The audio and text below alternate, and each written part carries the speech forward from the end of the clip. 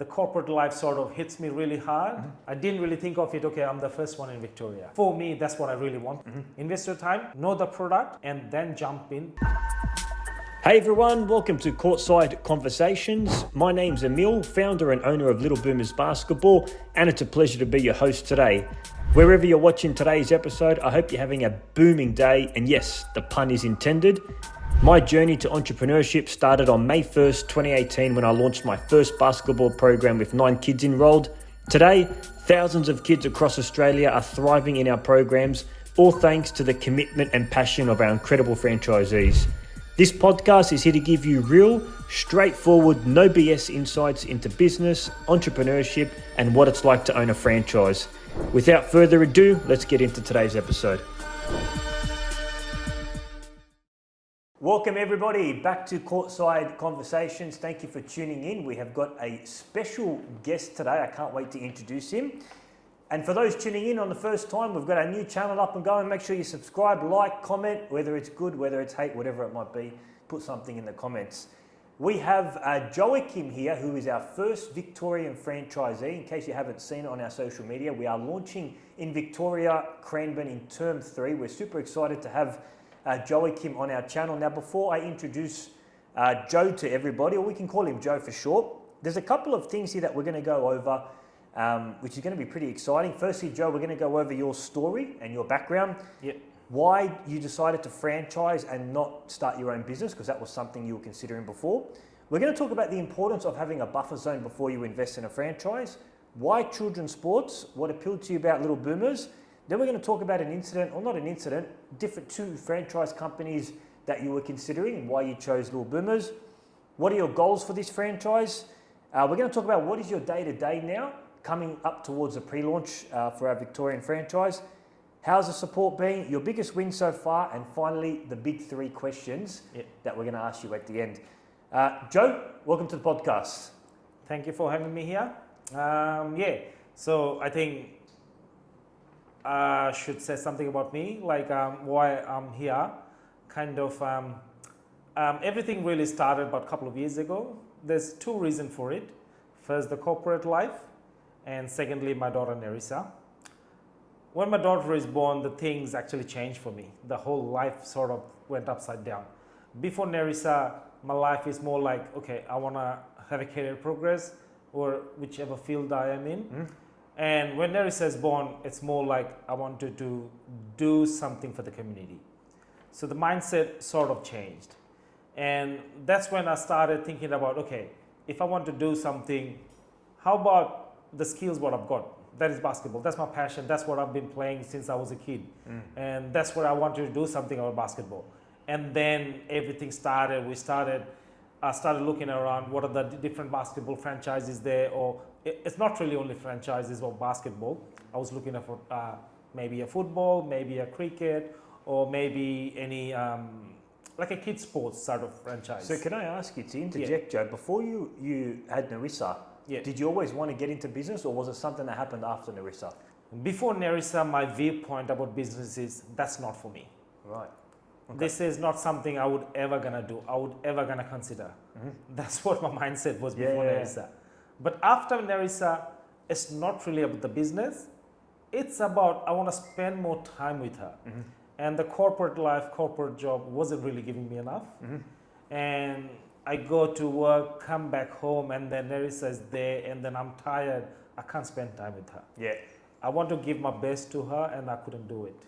So that's interesting. So a lot of people, when they're franchising, they want to run their business. They say, what franchise opportunities are there? What business opportunities? They start exploring. Yeah. In your situation, your desire to wanting to get into a children's sports franchise actually came from the birth of your child. That inspired you. Correct. You said before you wanted to make an impact. That's what inspired you to start looking around for a sports business or franchise. Is that right? Yep, exactly, 100%. Okay, very, very interesting. So you were at a crossroads at that stage where you said that you were going to start your own business or you were going to go in a franchise. You were at that crossroads. You knew you wanted to make an impact to the community. Yeah. But you didn't know how, whether it's going to be business, your own, or a franchise.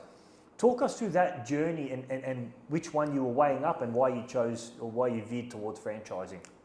Look, I started thinking with my friends' kids are there, my niece, nephew are there, and I was more like thinking, okay, let's get them together, let's go play basketball. And then I told them 2 years prior, like, hey, this summer I'm gonna take you guys out, we're gonna play basketball. Yeah. It never really happened. I called a few places, like, hey, can I book a basketball court for a couple of hours or so? And then they said, no, we all booked out. It's so hard to get space. Yeah, it's very, very hard. Yeah. And then I kept like breaking my promises to my friends and my niece and nephews, like, oh, I'm gonna take you guys, but yeah, maybe next week, maybe. And then the summer was gone. And then I was like, okay, I'm gonna do it. Now I'm gonna do it. And I think at one point I really realized I really cannot do it myself. I need some sort of support. I need a motivation. I need to challenge myself. Someone needs to challenge me. So when you were saying you were trying to organise this gathering with Nerissa and your friends and stuff, was this just more of a kind of a social gathering, like I just want to get together, or was it more so trying to start something small, like a little coaching academy with a business? Which one was it?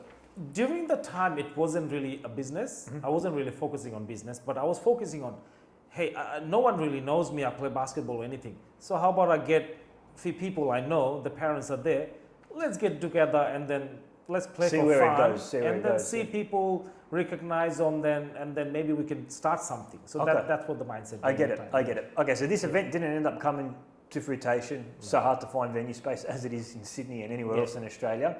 What happened after that? So after that, I was really disheartened that I couldn't do this, and then the corporate life sort of hits me really hard. And then I was like, nah, I really need to do something. And that's when I started looking for what are the different kind of franchises the businesses there. Yeah. I know in Australia, franchise is really, really big. Yeah. It's about, I think, $1 billion worth of business. It's huge, yeah. And I needed the support. And then I started Googling what are the options out there. And there's a couple of options I really got. And then when I started digging a bit more, like what are the basketball franchise would be like, what are the costing is there, can I actually afford that or not? And then started having conversation with Naomi's as well. And let's have a chat about that. So before coming to Little Boomers Basketball, you inquired for another franchise company, right? This is and I didn't know this until you flew down to Sydney. So you inquired to 2 sports franchises. The first one you inquired about, without going into deep details, tell us how was that experience, and then why did you come towards Little Boomers after that? Yeah. So look, I really needed to do the research, what I really want to do, or whether the company I'm going with, whether really matches my mindset or the passion what I have. Yeah. So I did speak to Little Boomers and then another competitor. The other competitor is very nice. So they're sort of very open and honest about everything. But during the time, it sort of didn't really click with me. The passion they have or the support sort of talk I need, that didn't really happen.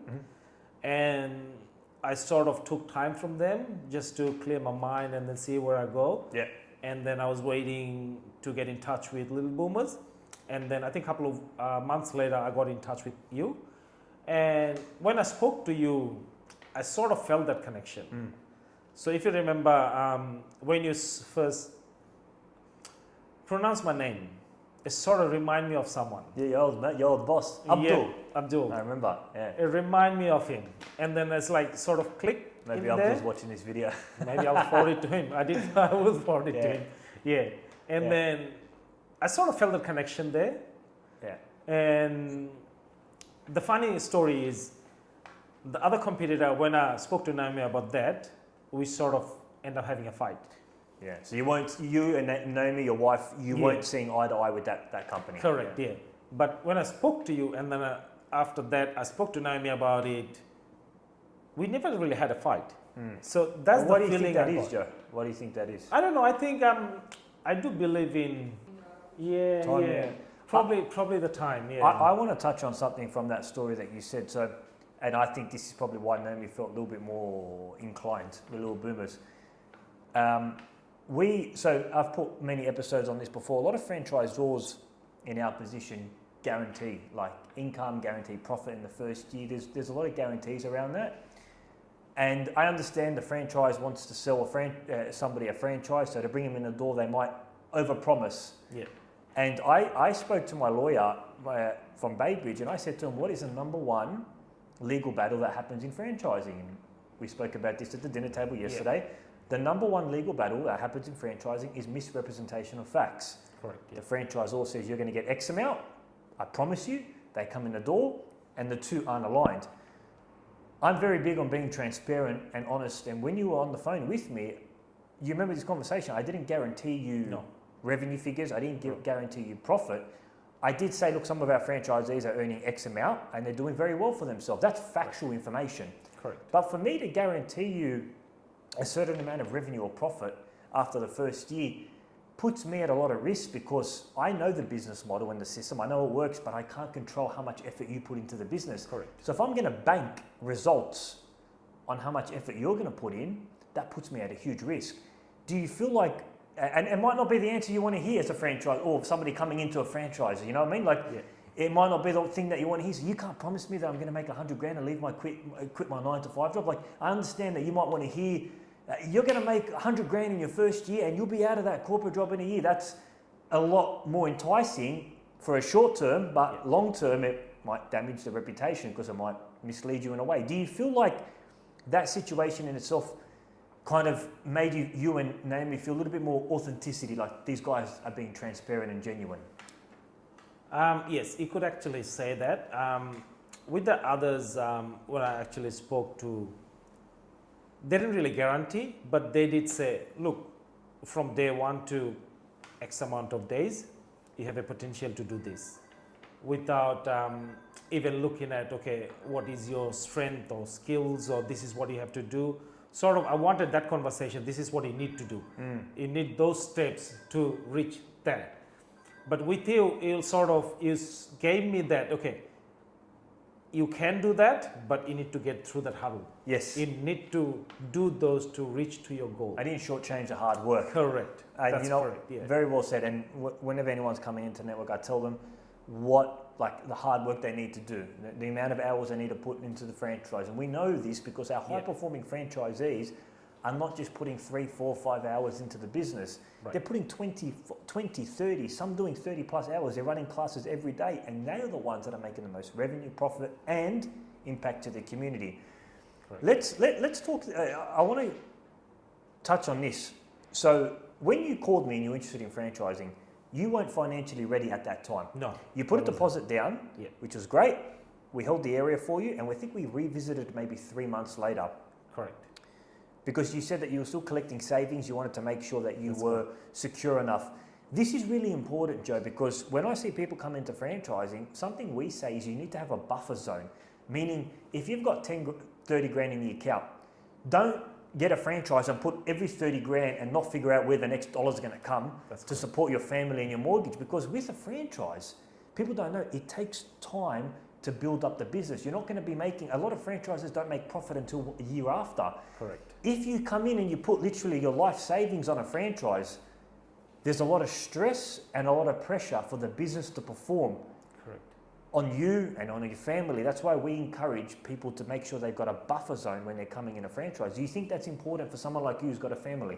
It's very, very important. Sorry, I'm just going to go back another question. One of the other reasons when I actually go into Little Boomers in the finance side of things, the way you structure your finance fees is totally different than the other franchises. How so? They do have few different marketing fees or few other, I exactly cannot remember, but there's few other fees inclusive in there.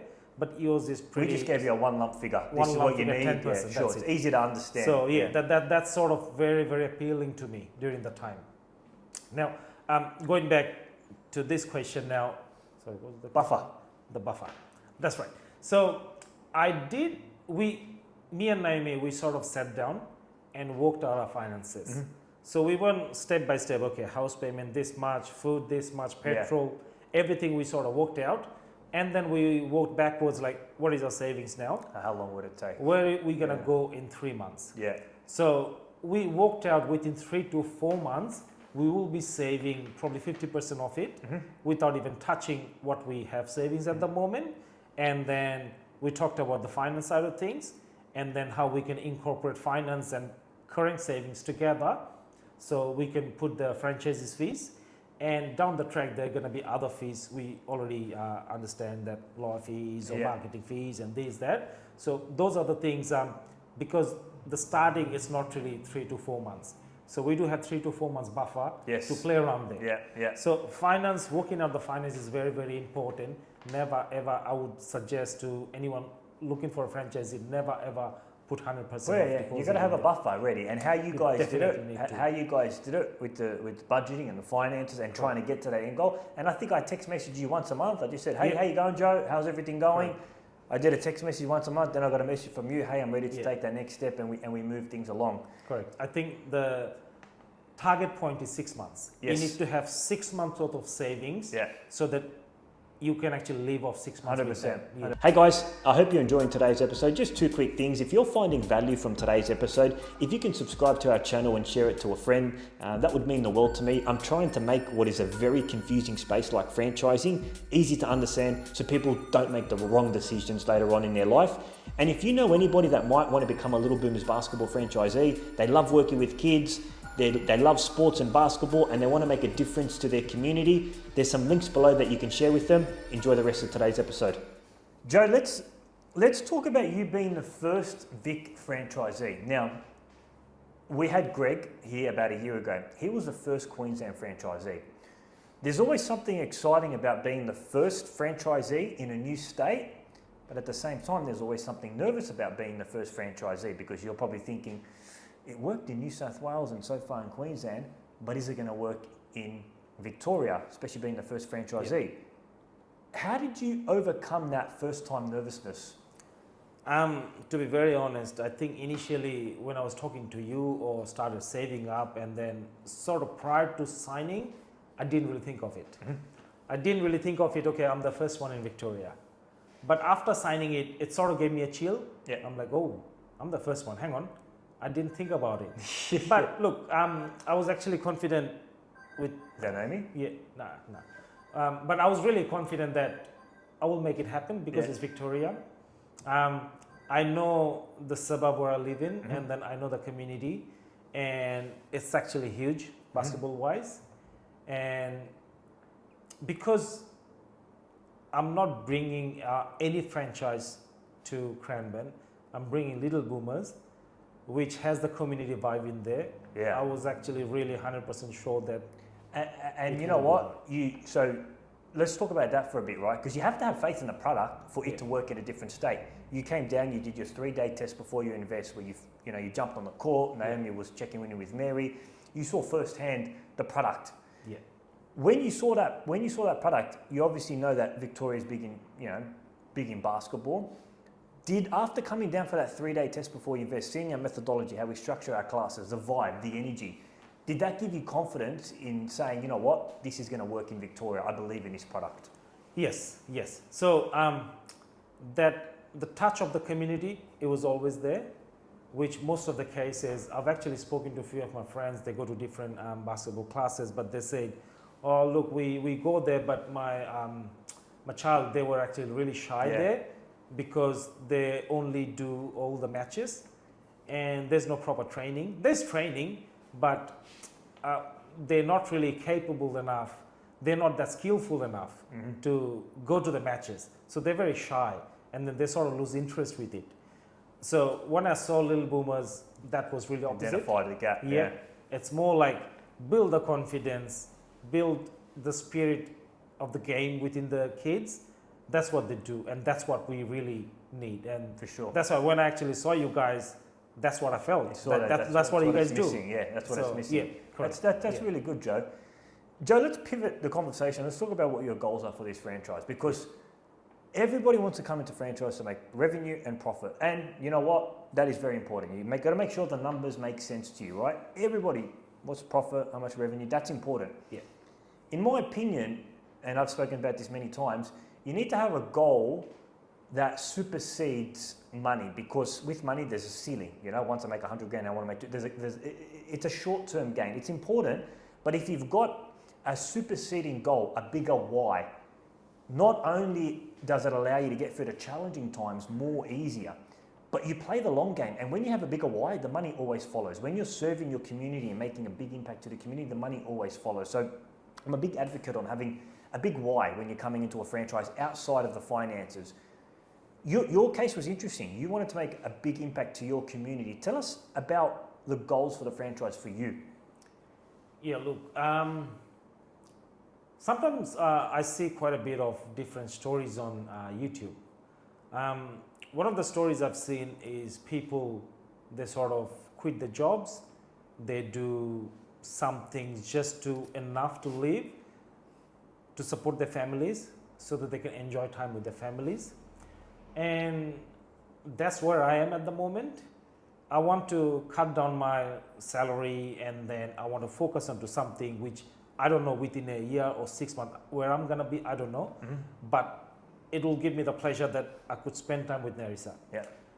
Now, where it will take me financially, I don't know yet, but I'll give my 110% in there so that I know that I need to support my family. So again, the goal for me is to spend as much time as with my family. And the second thing is the finance side of things. I need to give them enough, not like a millennial lifestyle, but I need to give them enough that they have everything. So that's where I am at the moment. So first 6 to 1 year is for me to just to learn. And after that, if I'm confident that if I push myself and challenge myself with little boomers, I could do that at the same time. I spend time with my family. That's really my goal. And ultimately, you just nailed it on the head there. Your goal is to spend more time with Nerissa and family, which a 9 to 5 job makes it hard to. That's your ultimate goal, spending more time with Nerissa and family. And I guess with this franchise, what makes it interesting or really appealing for parents is you can bring Naomi into the business, checking in your members, and Nerissa doing the class as well. So you're adding that family bonding with the business, which I think for a parent is like a win-win. All right, let's talk about where you're at right now. We're launching 17th of May. We're launching Craneburn in term 3. I think it's mid to late July. So we're really hyping up everything. We're getting our materials ready. We're really getting a big launch. We're excited for a really big launch. What's your day-to-day like right now, about 60 to 90 days out from launch? What are you doing day-to-day? Well, I do have chills sometimes before going to sleep. It's like, oh, is it going to work? And then I go back to my goal. My goal isn't really earning $1 million. My goal is to spend time with Nerissa. So it sort of gives me, it calms me down. Like, okay, we have everything. Okay, calm down. Let's focus on one step at a time. So at the moment, I'm working full time. It gets very difficult for me to actually spend a little bit of time on computer stuff or doing this, that. But still, I'm actually working through it. Naomi's there. She's helping me all the way through. I tell her, okay, we need to do this. She actually does it, creating spreadsheet or creating notes. What are you doing day-to-day business right now? Like getting ready for the launch? What's your day-to-day like? I know you've been posting on Facebook groups. You've been finding events. What's your day-to-day at the moment now, about 60 days pre-launch? At the moment, it's more like getting some flyer material, getting ready, and then sort of posting it every single day. Not every single day, but like I think we do on Saturday, and then midday. So we have about 15, 20 groups. I've joined in on Facebook. Yeah, he's doing all the wait lists, getting the word out. And then it's very positive because we actually started getting a few calls, and strange enough, all the people calling, the only question they ask, do you do training or matches? Pretty much everyone asking the same question. And people looking for training rather than matches. So I think that's what is really missing in there, and then that's what we're bringing to the community. So that's really good. So again, at the moment, day to day for me to get to that is obviously working on my nerve, first of all, and then getting all the materials ready, make sure we have everything ready. We need to do some few things ordering, and then we ordering those stuff, waiting for material, waiting for the equipments to come in, and then I'm here for the training. I'm leaving tomorrow after the training. Your 5 days. The next major task would be hiring the coaches. We have plenty of beautiful coaches. Like few people actually spoke to, they're amazing. You found your venue already? I already found my venue. State-of-the-art venue? Correct. We're working through a few flyers with the schools. So yeah, there's a lot of work to be done, and yeah. Joe, let's pivot and talk about support for a second. Okay. Yeah. So you mentioned before how you didn't start your own business because support, right? You really want that support. Every franchise company prides itself on support, 24/7 support. Come join our franchise, support available, support available. It's a very general and broad term. For us, we want to make sure that we're providing really good support. We spend a lot of money on operations, on different systems, on Greg, a whole bunch of things to make sure that you as a franchisee are getting the support you need to succeed. We don't do the work for you, but we support you. Correct. Let's talk about the support in the first 30 days. I want to ask you, how has the support been in the first 30 days after the agreement has been signed? Yeah. And what element, out of all the support that we provide, what element have you found the most useful? Yeah. So I think, look, I never really signed up with any other franchise other than Little Boomers. But the way I see it, I think every franchise, they have their own structure, how they're going to train up the franchises, right? I have got the access to the Boomerversity. It actually tells you about A to Z, everything needs to be That's done. our online training platform, in case anyone's wondering. So I think other franchises, they do have their own sort of training as well. But what really I think stand out about Little Boomers is the one-to-one phone conversation. Yeah. I could pick up my phone anytime. I could call Emile. I could call Craig. Craig is the person who's supporting me more. Franchise performance coach, yeah. That's right. So that's the support.